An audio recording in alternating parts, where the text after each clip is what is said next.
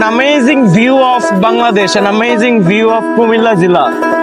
Just imagine করা যায় এত সুন্দর একটা ওয়েদার, এত সুন্দর একটা ভিউ।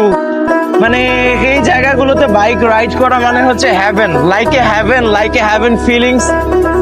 ট্রাস্ট মি, আমি বাইক রাইড করতে মনে হচ্ছে যে আমি কোনো হ্যাভেনে রাইড করছি, আমি বাইকটা নিয়ে দুলছি। এটা কোনো পাহাড়ি অঞ্চল না, বাট পাহাড়ের মতো ফিল পাচ্ছি।